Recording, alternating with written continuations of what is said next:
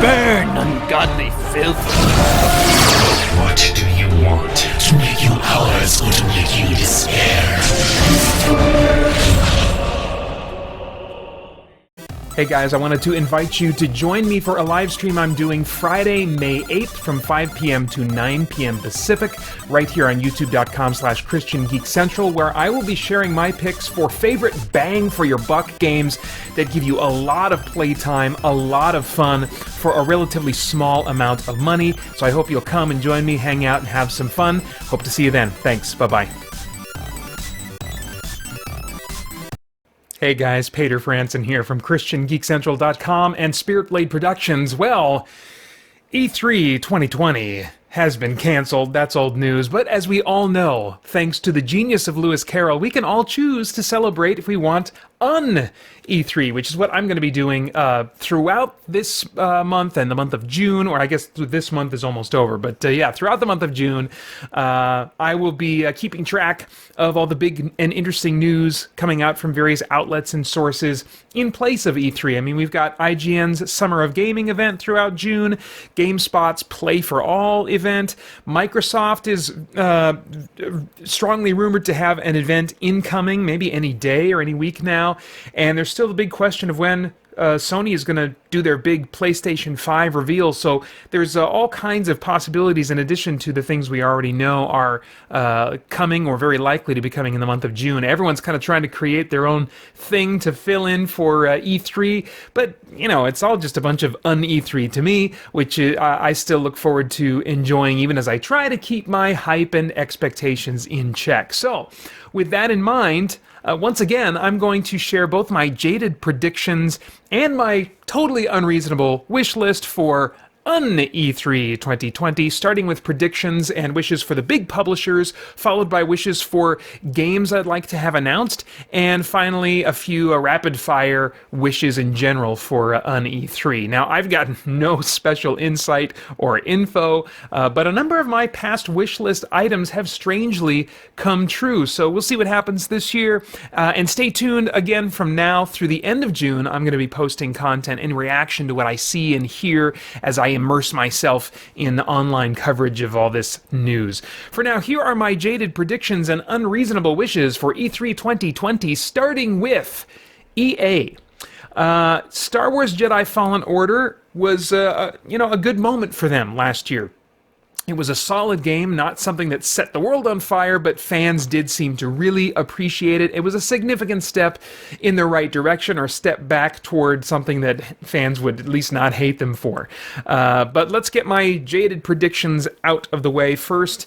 I think that we'll probably get some kind of a video from them that features developers rather than, the corporate suits. That's a jaded prediction because I think it's going to be kind of an effort on their part to seem like, they're very grassroots and seem like they're all about the developers and stuff like that. But I think that, I don't know, there's a jaded part of my heart that just thinks that that's, again, them really trying to come across a certain way, but not genuinely being authentic. I can't know their hearts, so take that with a grain of salt. My second jaded prediction is that there will be a restated commitment from them to improve Anthem with some update details, but it's still going to seem very much too little too late for that game. My third jaded prediction is that really there's not going to be any trust built between them and fans, that generally the reaction is going to be like, okay, we'll see, but there's not going to be anything that's really going to win back a significant number of hearts and trust for EA this year. And then my final jaded prediction for EA is that there will be some kind of like a prepackaged, since everything's going to be digital anyway, corporate or very corporate feeling or very flashy, very heavily produced announcement video or videos that are lacking clear gameplay, that are just kind of giving us a surfacey thing, all show, but not really giving us clear ideas and evidence that, okay, these games are actually close to being done, and here's what the game is actually going to be. They seem to be kind of in a state of flux and kind of maybe scrambling a bit to figure out how to make use of their resources in a way that's going to really engage with fans. So, we'll see what happens. My first wish for EA is that we'll get a Dragon Age 4 full reveal with a 2021 or earlier release date, and my sub-wish in that category is that it will seem to be a further return to the gameplay of Dragon Age Origins. They really moved away toward action and stuff with Dragon Age 2 and took a step back toward it with Dragon Age Inquisition. I'd like to see even more of this is like make an RPG for RPG lovers. Instead of trying to please all kinds of audiences and people that aren't into RPGs, make an RPG for RPG gamers. Remember your roots, BioWare at least, even though so many people that define those roots are long gone. My second wish for EA, I was going to say it's a long shot, but it might not be as a long shot as I think. I'd like to get a remastered re-release of Kingdoms of Amalur: Reckoning. They, as the publisher of that game, have the rights to republish that game if they want to. They don't seem to be really big into remasters. They've been very vocal about the idea of not remastering the Mass Effect games. If they're not going to remaster those, then a Kingdoms of Amalur: Reckoning remaster seems really, really far-fetched. But we haven't heard them really express that stance that I recall in a while, which means we could actually get, an announcement about a Mass Effect remaster of that trilogy, which would be great, But I'm not going to. I'd rather, if I'm going to use my wishes like they have any power, use it to get a Kingdoms of Amalur: Reckoning remaster. And then my third and final wish for EA is that, honestly, that they'll just present anything of interest to me and also make some immediate actions that build trust. Maybe have some update go live that really indicates that they are listening to their customers and really trying to adapt and respond more to what their customers want instead of their more mercenary corporate tactics that they have historically used year after year after year. So I think actions are going to speak a whole lot more loudly than words, and so some kind of action from them would be great, but I don't think we're going to get that, and I don't think we're going to get anything that is of remote interest to me. Yeah, oh gosh, I don't know. We'll see. But yeah, that was supposed to be a wish, not a jaded prediction. I think Dragon Age 4 could interest me. Actually, I think there could be some things that would interest me. So I got my wires crossed there. Anyway, moving on. Microsoft. Okay, well, once again, this year could be the year that Microsoft wins me back. I had a bad experience with the hardware side of Xbox 360, and after the launch of Xbox One, I didn't touch that with a 10-foot pole. And I've said for a while I'm never going to buy another Xbox console, but year after year, recently they've been making decisions that I think could accumulate into a product that would win me back. Maybe not as my main console purchase, but maybe as a secondary console that I would buy at some point. I don't know. Yeah, they could at least get me planning my budget to include like a lower end version of their new console. Let's get my jaded predictions out of the way. Just two. First, I think that the exclusives revealed will be 3 or less, and that they will not be in genres that appeal to me. And when I say exclusives, they've already said that they're not going to have exclusives for the Xbox Series X, their new upcoming console, for 1 to 2 years of its launch. So but they're still, I'm sure, I would think, going to have exclusives that are exclusive to the Xbox ecosystem. They're not going to be also on Sony's console or also on Nintendo. Maybe in some cases not also on PC, but I would guess that they would actually, try to double up and have them on PC as well, given their Play Anywhere initiative of recent years. But whatever exclusive they do reveal, it'll be 3 or less, and genres that have no appeal to me. Second, and final jaded prediction for Microsoft is that they will reveal their new console fully with a price point of $549 or higher. Now, my wish is that we will get a slim model of their new console, and I think this is fairly, reasonable. priced at $449 or lower. Suddenly I'm second guessing myself. They haven't announced this already, have they? No, I don't think we have any price information, but I think I've just been listening to a lot of people speculating. But yeah, a slim model revealed at $449 or lower would really catch my interest. Not something that I would necessarily buy right away, but when that price drops $50, to $399, then maybe in 2 or 3 years, I would pick up something like that. Because I wouldn't mind having a version that didn't have the disk drive, which is kind of like the big rumor is that they'll release a slim version that doesn't have the disk drive, that will only play games that you download digitally, and I could just use it as my machine to play what can only be played on an Xbox console, So, we'll see. My second wish is that they will just unleash their exclusives, that we'll get Halo Infinite, and it'll be revealed to be a type of maybe like a soft reboot to the series, so that it can welcome new players that really aren't familiar, who haven't been Xbox players in the past, who don't know all the lore about Master Chief and Cortana. What's the weird AI character's name? You Xbox fans can tell me. It's some kind of name. I don't know what it is.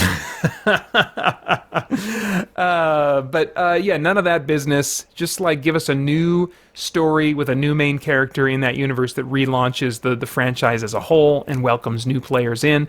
An Obsidian RPG, I know it's a bit early to ask for something like that since we just got the Outer Worlds from them, this last year. But even just a tease of kind of what they're working on next, or what would be really great actually, would be a tease.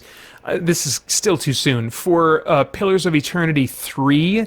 I guess it feels too soon because it was just released on consoles. The second one was just released on consoles not too long ago, but I think that the second one's been on PC for 2 or 3 years, I think. So I think actually they could easily have had a team working on Pillars of Eternity 3 for a while now, and they'd be ready to share something of it. And hopefully, with them being owned by Microsoft now, they would really be putting resources into it so that at launch it could be something that appears both on PC and console, and I assume it would be an exclusive to Xbox this time. Or if I can't get that, I would like for them to just lean heavily into their features over exclusives approach. They seem to have really been, working to promote Xbox Game Pass and just kind of other features like backwards compatibility and stuff, as opposed to really trumpeting the exclusive games that they have. So I'd be open to them just leaning into features more, maybe revealing some delightful new surprises when it comes to their features. So that would be really cool to see that wish come through. And then my final wish for Microsoft is just kind of like the X Factor, blow my mind and win me back. Do something surprising. Even though I had issues with the 360's hardware, I played a ton and enjoyed a ton of great games on that console. I still own and go back to a number of them. And so I would love for them to do something that just says, what, I cannot deny that I want to come back to Xbox. That would be cool. It would take something significant, probably more than one significant things, but hey, I am game for that. I just set a strong bar for Sony to have to react to, so that distinctions at the very least between the two consoles can be made absolutely clear, so that consumers can really have a good idea of, which one is the right choice for them.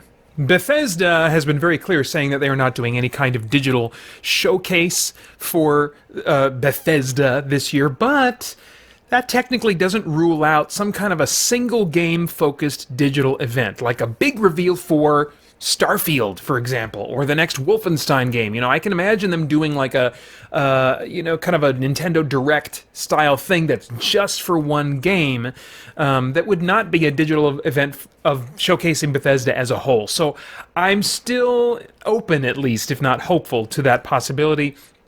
And gosh, right now, between Oblivion, Skyrim, and Fallout, there were about 4 years of dev time between, each of those games. Skyrim, they put this in perspective. Skyrim was released in November of 2011, okay? We are almost 18 months from the 10-year anniversary of the last true Elder Scrolls games release.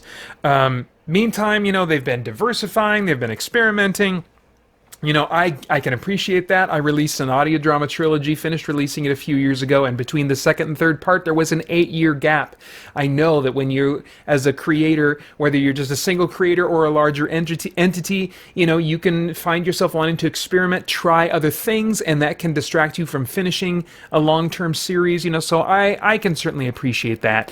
But there's been this massive vacuum left that even the celebrated Witcher 3 doesn't remotely fill, where is the go anywhere, be anyone fantasy RPG since Skyrim, Fallout at least has one imitator in the Outer Worlds, but there's been a big vacuum left by Bethesda open world RPGs, and when it comes to Skyrim, Elder Scrolls in particular.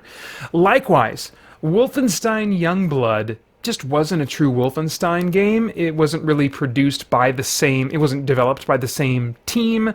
I'm really wanting them to win back my trust and excitement about one of their properties, and I would love for one of those to be Wolfenstein 3, to get a big reveal, or at least a story teaser or something, and an indication that it's coming out in 2020. That'd be great.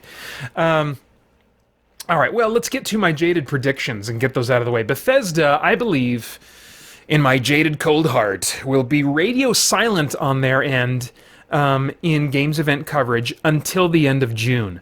I think QuakeCon, is that usually later in the summer? I can't remember when it is. I think it's usually later in the summer. So I think that if we get some kind of a blowout from them, it's probably going to be around when that normally would have been. If I'm not mistaken, QuakeCon was canceled this year because of the coronavirus, but it wouldn't surprise me if they tried to, prioritize filling that gap rather than filling the E3 gap, and kind of doing some kind of a Bethesda digital event when their fans would normally have been anticipating QuakeCon, So I think that they're going to be radio silent on their end in games event coverage until the end of June. Doesn't mean people won't talk about them. I just mean from their end, they're not going to be announcing anything. That's what my cold heart says. My second jaded prediction is that they will promote something, but they're going to further slide away from anything interesting to me, going into further experimental areas that their fans are not the most excited about, like, of course, Fallout 76, giving me no reason to hope for a Bethesda RPG or Wolfenstein 3 between now and the next E3. My third jaded prediction is that we will see more time in interview coverage given to Fallout 76 than any game that they talk about of potential interest to me. My final jaded prediction for Bethesda is that they will spend time talking up the Elder Scrolls Online, even trying to sell it as a solo experience, because they know that Elder Scrolls 6 is way, way far off, and so they want to try and placate fans in the meantime. Maybe they're going to put out some expansions that will try to cater to solo players more, or maybe they'll just try to talk up and from a PR angle, try to convince me that Elder Scrolls Online is the game for me. While Starfield and Elder Scrolls 6, if mentioned by them, will have projected release dates no earlier than 2022 and 2025. All right, so now that icky stuff is out of the way, let's get into my wishes. Hey, I would love, as my first wish, for them to announce that private servers for Fallout 76 are going to become free in the near future. So it's going to, in other words, be a game that's kind of like Conan Exiles, where you can play offline and kind of use your own console as your own private server just to dink around in your own empty world, that has no other players in it, where you can manipulate the rules of that world and stuff. I basically want the kind of the Conan Exiles treatment given to Fallout 76, and for them to represent it in that way. And also, of course, for someone like me, I want them to remove the PlayStation Plus requirement for solo play. I am not interested at all in having a PlayStation Plus subscription or playing online. I realize this is, as I said at the beginning, this is an unrealistic expectation, but these are my wishes. This is my segment. You're welcome to make your own that has much more reasonable wishes, but that's what I want. My second wish is, and this has been on my annual E3 wish list since 2015, assuming I cannot have Elder Scrolls 6, which I think I can be very confident in that assumption. My wish is to get a 2021 or earlier release date for what I call Skyrim New Vegas. As many of you know, that Fallout New Vegas was a game that was made in the Fallout 3 engine, but it was made by an external studio that they hired to basically work on that game while their main Bethesda game studios worked on, Skyrim, I think it was, or whatever they had next at the time. And I would love to hear news that they have covertly done this. It's not going to be with Obsidian, unfortunately, because they're doing their own thing now and they've moved on to other stuff. But I would love to hear that they've covertly hired another studio, given them the Skyrim engine, and we just get another game in, yes, the very dated now Skyrim engine, but it's a new campaign, it's a new continent. Well, maybe not a new continent, we dare not hope for that, but maybe, you know what, put it in Skyrim again, and just repopulate dungeons and change some things up. I would totally play that. I would pay $60 for that experience. So I don't think we're going to get that, but yeah, that would be great. That would really help tide me and I think a lot of other gamers over. My final wish for Bethesda is that, yeah, we'll get a Wolfenstein 3 announcement with a story teaser trailer. I think it may not be realistic to ask for a gameplay trailer, but hey, you know what? I'll ask for that too while I'm at it. These are all unrealistic wishes anyway. So yeah, Wolfenstein 3 announcement with at least a story teaser trailer and a gameplay trailer as well would be awesome with a 2020 release date. Oh, come on. All right, Ubisoft. Now, I'm a big fan of Ubisoft games these days. The Far Cry series and Ghost Recon Wildlands are some of my favorite games of all time. I also really like the recent Assassin's Creed games, Origins and Odyssey. Really great experiences for me. Assassin's Creed Valhalla just revealed this morning as I record this with a cinematic trailer. It's coming out holiday 2020 for both new consoles that are coming out then and also the current generation of consoles. It looks like thematically it's going to have seems like a return to an emphasis on corrupted Christianity versus a possibly historically revisionist, falsely favorable version of a Viking culture. I don't know. I don't want to judge too harshly because I did watch the developer commentary for the trailer, which I recommend you check out if you want more information. I found it pretty informative. And the time period is set after the height of the raids during a time of peaceful Viking integration into England, when Vikings were really trying to peacefully integrate and just make a homestead for themselves that was not based on raiding, but was based on farming, and so I think there's going to be room for moral complexity in the Vikings there. So I think it's a good move to, if they want us to like the Vikings at all, to place it sometime after the time that they were just raiding, Hopefully we'll get something that's complex in the way that the Vikings TV show and what I've seen has been complex. That certainly there was corrupt Christianity represented in that story, in that series a lot, but there were also Christians that were worth admiring, that were standing, with some conflict in them next to corrupted Christians, but representing a pure version of Christianity somewhere in there, Ubisoft, would be nice.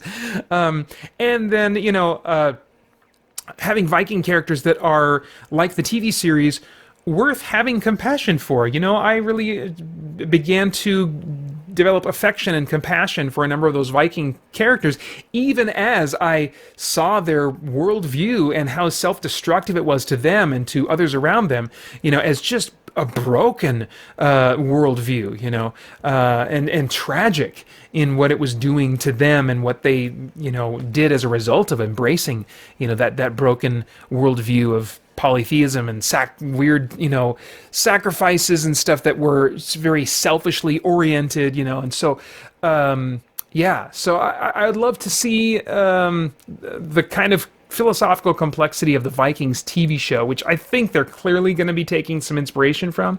I'd like to see that kind of moral complexity and moral treatment in this game, but we'll see.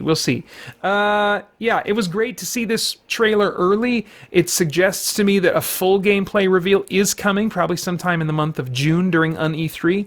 We'll see what happens. I have two jaded predictions for Ubisoft. The first, they do have some other games coming out that are worth mentioning.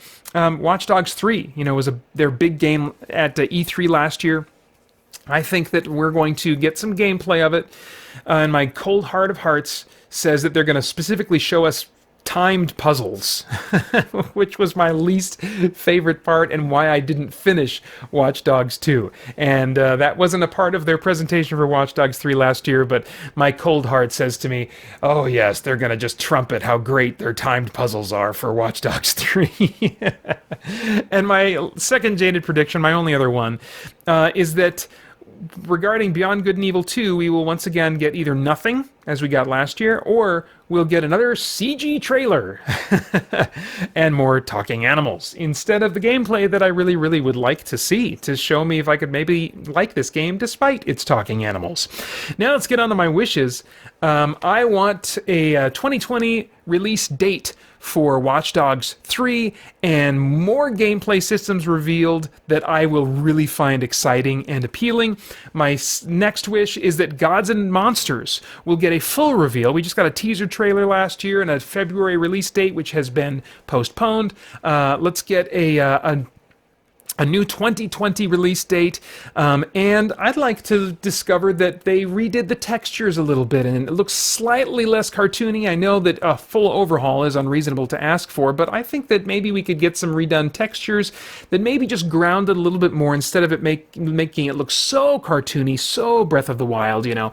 And I'd also like to see in the gameplay just fantasy cut loose, because I really want to see Ubisoft make an open world fantasy game, you know, with out and out like spells and magic and stuff.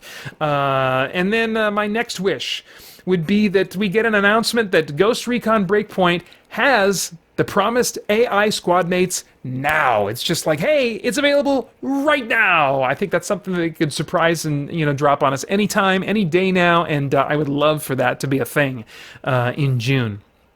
And then my next wish for them is that we'll get the full reveal for Assassin's Creed Valhalla, including gameplay, you know, systems, and this is asking a bit much, but for this game, full-on magic. You know, I mean, they started with some of the special abilities that they had in the last two Assassin's Creed games. It's almost like magic. It's kind of like a light, you know, visually grounded kind of magic type stuff, and I want them to just cut loose. I want them to cut loose with magic in this series. I know it's known for being like this historical based series, you know, but they take so many liberties with history. Let's get some of those last or first civilization artifacts incorporated into the gameplay so that the assassins, the main protagonists, can actually be doing some crazy magic looking type stuff.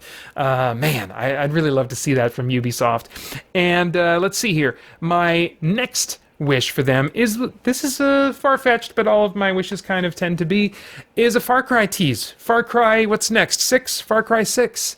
Some kind of tease. I think it would be pretty crowded if we got a full reveal for it and, you know, a release in the fall or something like that, but I think it's possible that we would get a 2021 release date for the next Far Cry game. I don't know.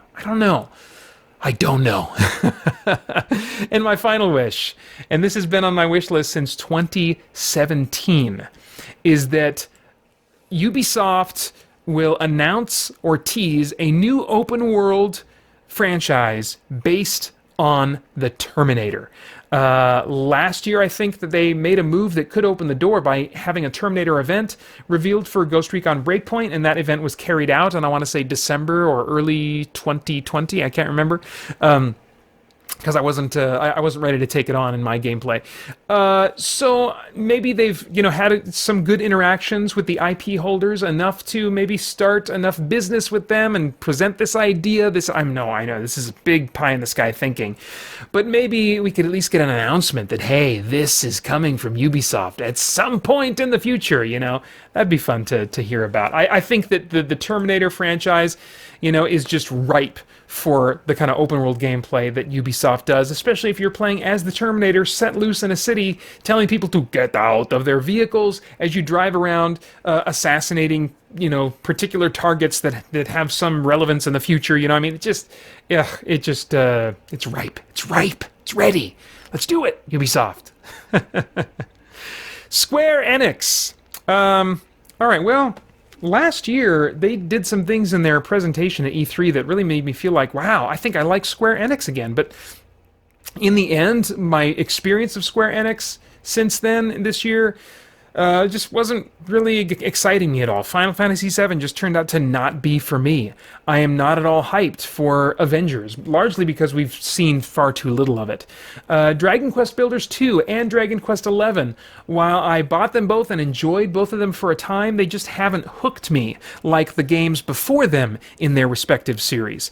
And so I'm really not anticipating anything that I might hear from Square Enix this year. I'd be really surprised if they revealed anything that got me even interested.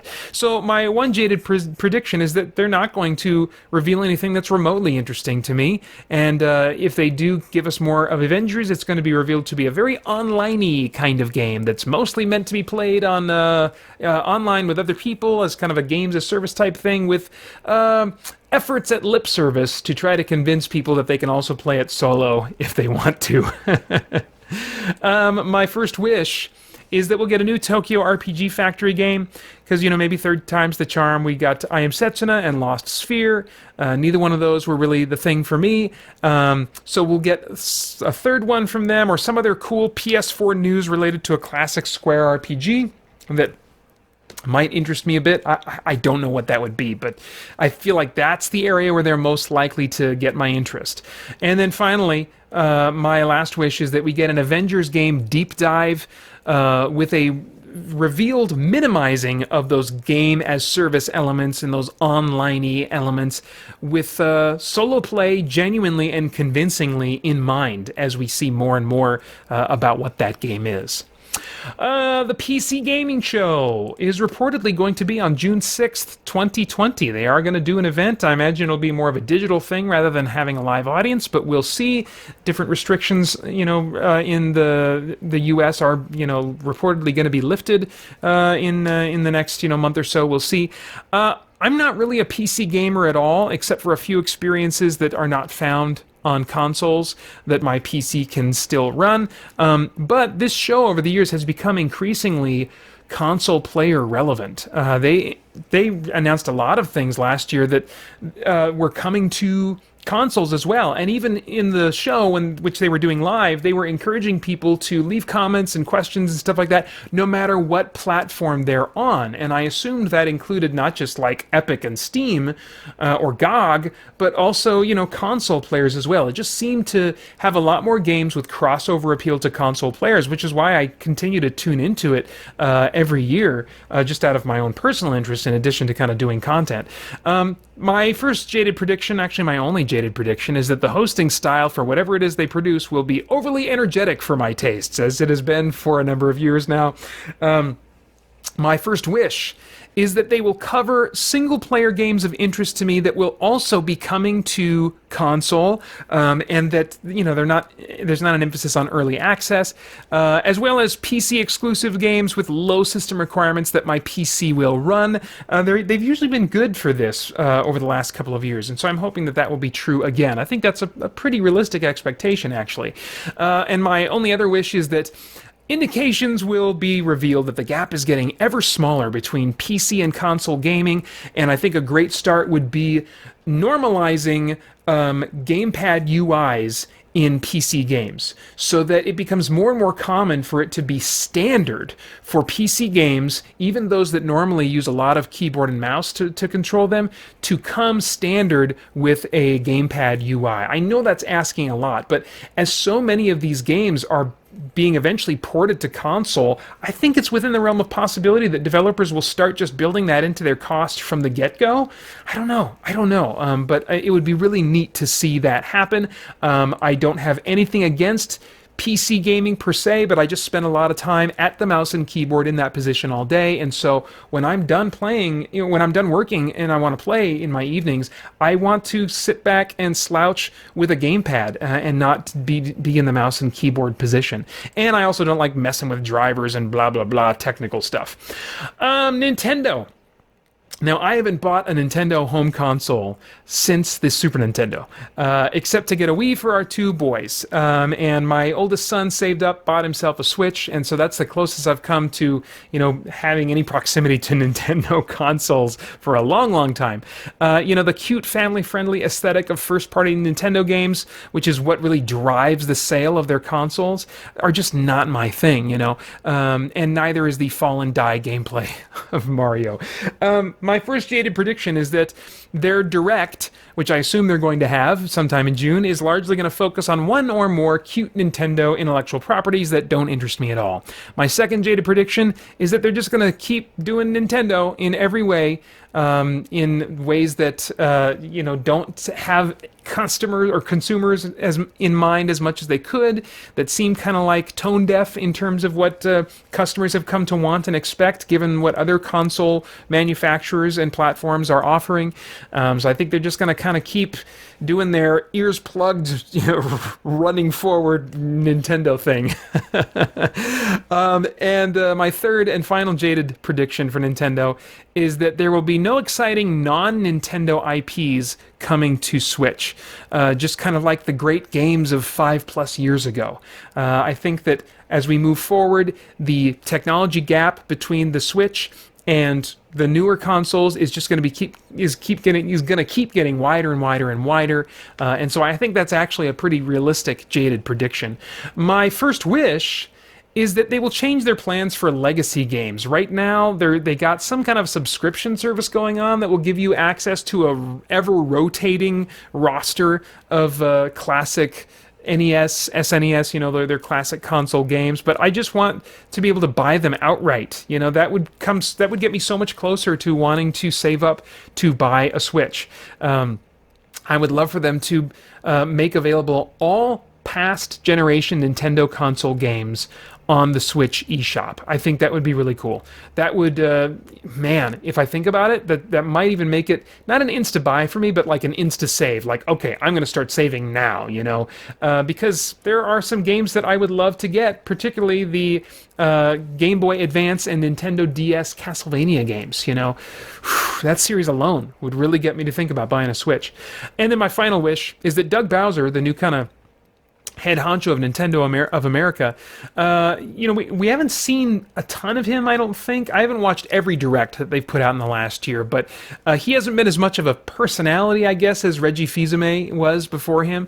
And so I'd love for him, with whatever they do this June, to just make a great impression with fans and present some updated thinking when it comes to how Nintendo does business and how they think about their fans, and how they protect their intellectual properties and provide services to fans, Just bring a freshness that shows an interest in attracting more than just kids and those who already love Nintendo and their existing properties to the Nintendo consoles, So, I'd love to see them just kind of broaden their appeal a little bit. But we'll see, they're doing their thing, and they're finding it to be very successful for them. So, I'm not saying that they should do anything particularly. These are just my unrealistic wishes. All right, Sony, the last publisher I'm going to talk about. I've been playing on PlayStation 4. I've been, on that console and really enjoying it. It's probably my favorite console of all time. When I think about all the games that I've played on it and enjoyed on it, I think it might be now my favorite console of all time. I am looking forward to the PlayStation 5, but I have hesitations, about what it's going to be. They've revealed a lot less than Microsoft has, and what they've revealed hasn't been super exciting or really competitive with what Microsoft has revealed so far. So my first jaded prediction is that we are going to get a reveal of the new console sometime in June, and it's going to have a price of no less than $599. That's my jaded prediction. I think that that's a little bit unrealistic. I think they're going to want to avoid that number like the plague because of its association with the launch of the PS3. But that's my jaded prediction. My only other jaded prediction is that Sony is going to continue to be less attractive than Xbox regarding what they reveal before the end of June. Either through abstaining to reveal things, or by falling short by comparison to Xbox in what they do reveal, I predict they're generally going to come across to consumers and commentators as struggling to hide their shortcomings in comparison to Microsoft in what they offer. Or worse yet, they'll come across as taking their customers for granted, and will come across as kind of prideful in the way that they did leading up to the PlayStation 3 launch. I really hope that's not the case, but that is my jaded prediction. Now getting onto my wishes, trying to be hopeful and positive about what might happen. I would love to get a PlayStation 5 full reveal with a price of $549 or less. That'd be amazing to get a $499 US dollar PS5, but we'll see what happens there. My second wish is that they'll capitalize, finally, on their generational library. They really have a legacy, when you think about it, of PlayStation 1, PlayStation 2, PSP, Vita. You know, it would be great to learn that even though they've talked only in a limited fashion about the backwards compatibility for PlayStation 4 games on PlayStation 5, that they surprise us, that they shock us, that it has full compatibility with every other generation prior to that because of emulation that they put on the console, you know. I think that it would be great. I've for years had on my wish list for Sony PlayStation 2 disc-based backwards compatibility, because there are games that I love from the PlayStation 2 that are just not popular enough that anybody's going to bother with doing a remaster or a port to new consoles. So I need something that's going to just read the disc and just make that work, you know. Likewise, there are licensed games like Justice League Heroes, one of my favorite games of PlayStation 2, and licensed games tend to be more difficult to get remasters done because of issues with who owns the license and renegotiating the license and all that kind of stuff. But, you know, I would at least like the PlayStation 5 to have PlayStation TV functionality. And what I mean by that is the failed PlayStation TV, which I bought when it was heading out of production and really cheap, is actually a cool little device, and they're really expensive now to try and get them, but it basically played all games that were available on the PlayStation Vita with a few exceptions. And so what that meant was all the PlayStation 1 classics that were available to play on the PSP or Vita could be played on the PlayStation TV. So could Vita games, PSP games, some PlayStation 2 games that they made available on that service, and you just can't play like any of those just naturally on a PlayStation 4. And that's always kind of like, why? I mean, it certainly has the power to run all of those games, so why are you not making that available? You know, it probably is, you know, would require them to actually put a little PSTV inside, you know, and like, you know, provide a hardware solution for that. There's been speculation with the Mark Cerny, you know, reveal that went up where he talked about the technical specs about a month ago now, that in the PowerPoint presentation there was a gap missing where they could have talked about backwards compatibility for generations prior to PlayStation 4, and it just seemed like maybe it was something that was removed at the last minute from the presentation because there was a big hole in the visual design of their slide. I don't know, who knows, but I would love to find out that really the PlayStation 5 is designed with a ton of generational backwards compatibility in mind. And then my final wish for Sony is that there would be at least one big, interesting to me anyway, title announcement that's exclusively for PlayStation 5 and PlayStation 4, and that there would be one also revealed that is only for PlayStation 5, that makes it clear and obvious that, like, you know, upgrading your hardware is going to be worth it. Here's something that can only happen on the PlayStation 5, and it's something that's really, really cool that you're going to want. You know, I just want a reason. Give me a reason to really start in earnest saving up for a PlayStation 5, and I just doubt, with all the games I'm enjoying and all the ones in my backlog still on PlayStation 4, I just doubt they're going to give me a reason to really want to get a PlayStation 5 near to launch, you know. But I would love to get a reveal of some game that makes me say, there it is. That's my reason to really start saving in earnest. I mean, we'll see, but that would be great. All right, now just some general games that I would love to hear announcements about that aren't necessarily from one of the big publishers. I would love to get a reveal and an announcement for the new Bioshock game that is reportedly in development, a Bioshock 4 or Bioshock Infinite 2 or whatever the crap they want to call it, and get a story trailer reveal so we can at least see what the setting is going to be. That I think would be very interesting to me and to a lot of Bioshock fans. That's been on my wish list since 2015, so come on, man, this would be a great year to do that. Singularity 2, also on my wish list since 2015. Back in 2015, I believe it was, the developers of Singularity 2 tweeted mysteriously going back to Katorga 12, which is the island that the first game takes place on. There's been no word since. Maybe that was something maybe that was going to be a remaster. Maybe they were going to start working on a sequel, and that has since been canceled and abandoned. I don't know, but I would love to discover that something has actually been stewing in the works and is now ready to be revealed. That'd be awesome. I'd love a single-player Justice League / DC Universe action RPG. This is another one that's been on my list since 2015, specifically an open world or open city style game in like the Saints Row engine. If you look at Saints Row 4, that game has a great engine for superhero action in a big open city. I think it'd be great to see something like that. Not DC Universe Online, but something designed primarily for a single-player experience. I feel like the stories that are crafted, the animations that are crafted for the Injustice Gods Among Us series of fighting games feels a little bit wasted on a fighting game. It's just like, oh man, I want that in a big game that gives itself much more to a story type of experience. So get those writers, art designers, and voice actors on a DCU open-world action RPG. My next wish is that Cyberpunk 2077 would be revealed to have an easy mode. I don't think that's unrealistic. I think that's a possibility. But like a truly easy mode, do they really know what I need for an easy mode? I have my doubts. And an option to turn off nudity. This is a long shot, I know. A designer on the project, when the content warnings for the game were recently released, I think they were the ones that were from Brazil or something, I don't know which country leaked those content description warnings, which included violence and nudity and all this kind of stuff. A developer or designer on the project tweeted in response, "You surprised? We don't F around."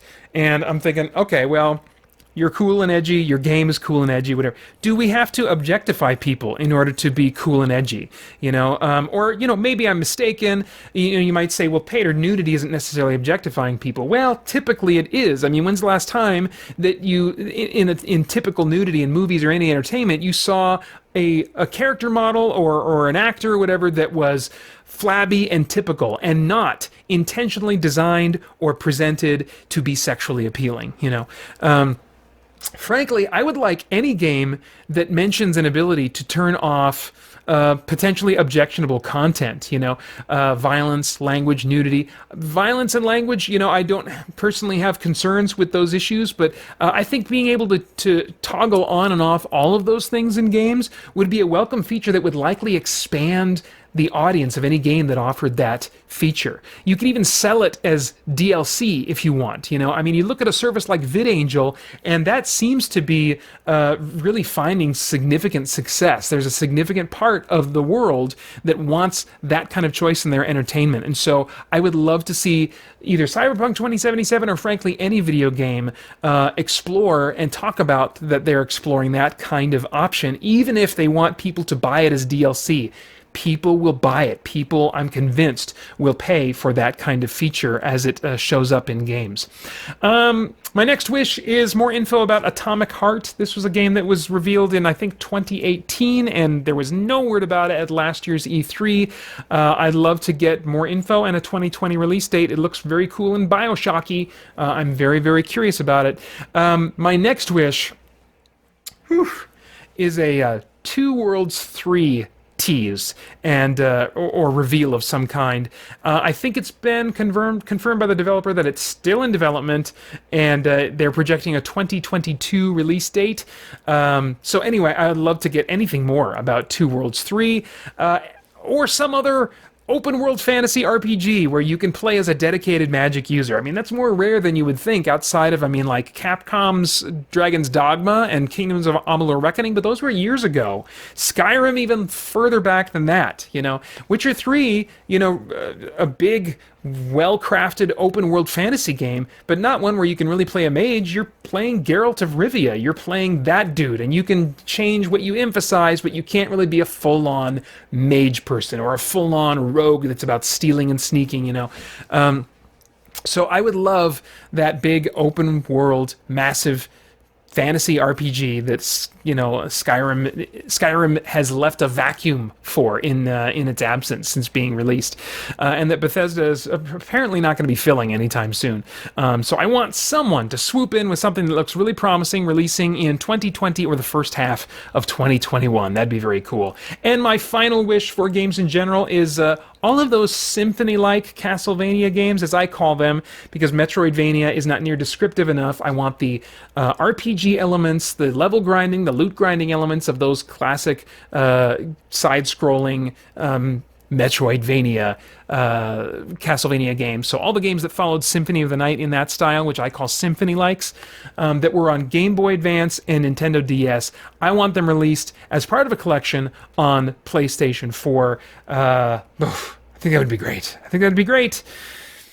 We'll see what happens. All right, well, let's finish off with some rapid-fire wishes for the whole of Un-E3 in general, followed by some, well, no, let's see. No, I already talked about the game. So just some general wishes.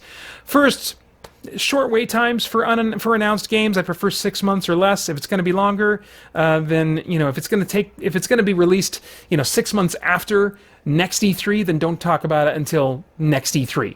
No CG trailers without gameplay right on its heels is definitely my preference. I'm just not really interested. I just don't buy into hype these days for almost any game unless I see gameplay of it first or know from its pedigree what kind of gameplay it's going to involve. My third general wish would be to have a celebration of gaming. That's one of the funnest things about this time of year, but without over-attributing value to gaming. I think I've been hearing from some game companies and publishers and stuff talking about how in this time of quarantine that video games can be really helpful to help us deal with stresses of life or help us to connect with others, and I don't want to discount those things, but I also don't want to over-lean on those things, especially when it comes to escape. I think that video games should not be viewed as a primary means of escaping the things that are troubling us in life. I think that we need to deal with those either with professional counselors and or with just taking those to Jesus and wrestling through and just crying out to him and seeing what we can see in his word that's going to be helpful and restorative to us, you know. So I think that there are a lot more important things and helpful things to do before we go to games, you know, as some kind of way to fix or escape our problems. I would love to just see entertainment that takes advantage of these unique circumstances, you know. We are not going to see any stage shows, really, unless they're on a stage with, like, 0 people in the audience. I can't imagine that we'll see that happen in June. But I think that there are some unique things that could potentially be done, very Nintendo Direct type things, you know.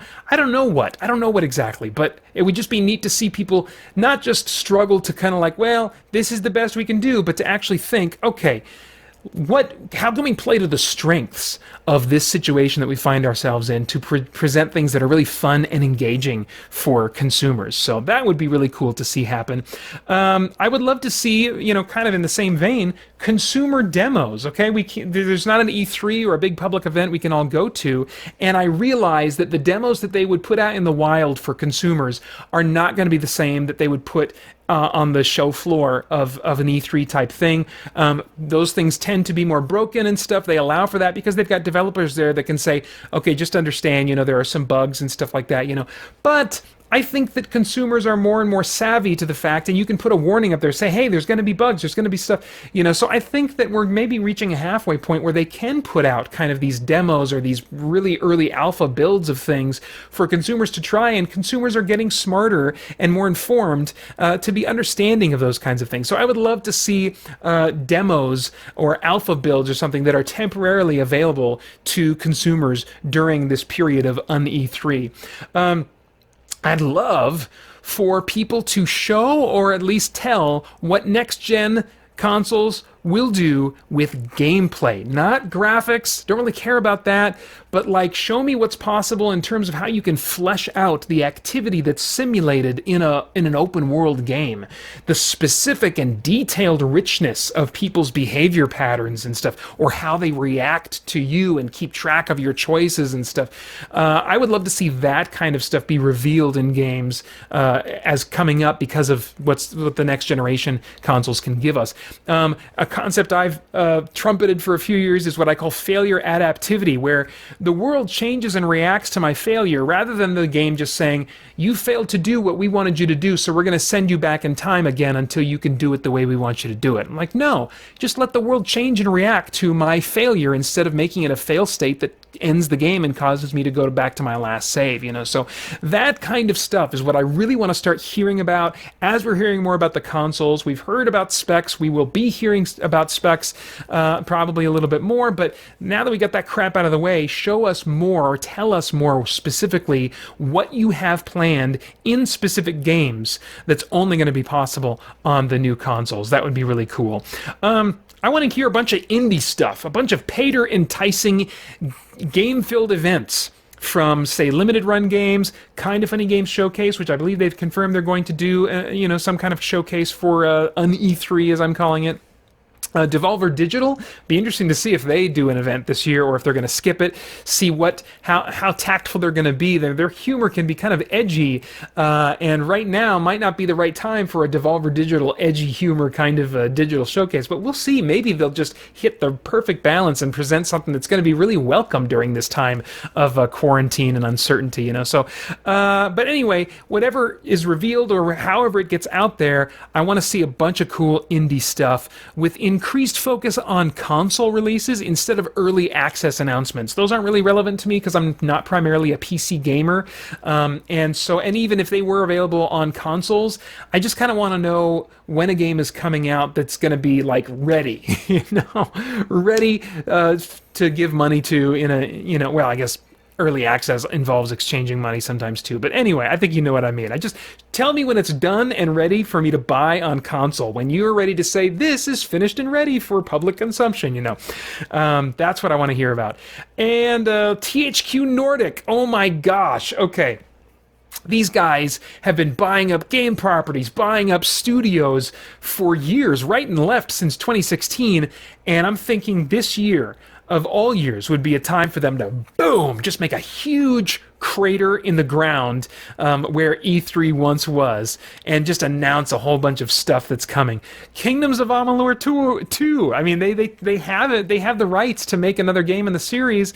I would love to hear that they've got another one in the works. Saints Row. I mean, that's all but confirmed that they are working, or maybe it is confirmed that they're working on a new Saints Row game. I would love to see something of that, especially gameplay would be great. Hear about what's going to differentiate it in setting or gameplay from the games of the past. It really kind of like went off the rails and arguably jumped the shark with Saints Row 4. How do you continue from that point without doing an Agents of Mayhem, which I think just went further afield and jumped, 6 or 7 mutated sharks at that point. How do you move forward from Saints Row 4, or how do you dial it way back and kind of do a reboot? Maybe start it from a more grounded place again. I don't know, but I would be really interested to see what they decide to do. And then, of course, some kind of open world fantasy RPG. Come on. And then finally, something appealing to me, anything that appeals to me that's available now. I mentioned the Ghost Recon Breakpoint thing, but really anything. And I think especially now when all of this stuff is being made for people who are at home, I think more stuff that can cater to them and say, hey, this is available now, whether that's a cool demo or a new game or a new bit of DLC or something like that. I would love to see a bunch more of that stuff happening that just kind of gets people buzzed, and in particular gives me a reason to be excited about buying or downloading something. So yeah, those are all my jaded predictions and wishes. I always, around this time of year, really try to keep my expectations in check. Games get canceled. Games end up not being released, or they end up being really disappointing despite how great they look and how confident I feel that they're going to be something I'll enjoy. They very often will end up falling far short of that, and I think that E3 or Un-E3 can be enjoyed and celebrated as a representation of what developers are aiming for. Even if without buying into the hype, we can say that's cool that they're aiming for that. And I think that's a more healthy way to enjoy this kind of season, this kind of experience. We don't want to set our hopes, though, for happiness or fulfillment on how these games actually turn out. That's going to set us up for anger. That's going to set us up for frustration. That's going to set us up for just a wrong prioritization of things that's unhealthy for us in life. So I think that some good verses that have been good for me each year to kind of come back to include 1 John chapter 2 verses 15 through 17 in the ESV that reads, "Do not love the world or the things in the world. If anyone loves the world, the love of the Father is not in him. For all that is in the world, the desires of the flesh and the desires of the eyes and pride in possessions, is not from the Father, but is from the world. And the world is passing away along with its desires. But whoever does the will of God abides forever." Ecclesiastes 1, 8 through 11 says, "All things are full of weariness. A man cannot utter it. The eye is not satisfied with seeing, nor the ear filled with hearing. What has been is what will be, and what has been done is what will be done. And there's nothing new under the sun. Is there a thing of which it is said, 'See, this is new'? It has been already in ages before us. There is no remembrance of former things, nor will there be any remembrance of later things yet to be among those who come after." So today's new hotness is just destined to be tomorrow's been there, done that, leaving us looking for the next fix. And I think that's important to remember. The things we enjoy are all going to fade. But God, by contrast, does not change, and He's the ultimate source of all enjoyment. He created creativity in human beings, modeled after His own person and persons, maybe I should say more specifically and accurately.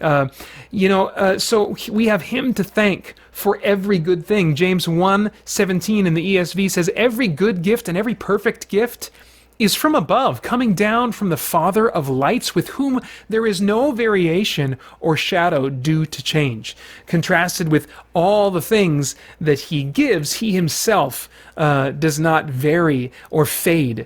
Psalm 16:11 in the ESV says, "You make known to me the path of life." The psalmist is talking to God now. "In your presence there is fullness of joy. At your right hand are pleasures forevermore." So when we are in the presence of God in eternity, we will know enjoyment and pleasure and excitement and fulfillment that will not fade, that will not get old. So anyway, I think those are things to consider to help keep things in perspective instead of setting our hope and our hype, which sometimes we can really confuse the two, can't we, on things like video games, even though we would never want to say, because we all recognize, okay, well, it's silly. No, I'm not putting my hope in things. Well, sometimes if we examine ourselves, we can find ourselves falling into that. And so I think that it's worthwhile to kind of just refresh our perspective a little bit. That's all I've got for now. Stay tuned. I am planning to post content reacting to all kinds of video game news as it happens now through the end of June. I hope that you'll be coming back for that. It's going to be interesting to see how this all plays out. Thanks for watching. Bye-bye. Hey guys, I wanted to invite you to join me for a live stream I'm doing Friday, May 8th from 5 p.m. to 9 p.m. Pacific, right here on youtube.com/christiangeekcentral, where I will be sharing my picks for favorite bang-for-your-buck games that give you a lot of playtime, a lot of fun, for a relatively small amount of money. So I hope you'll come and join me, hang out, and have some fun. Hope to see you then. Thanks. Bye-bye.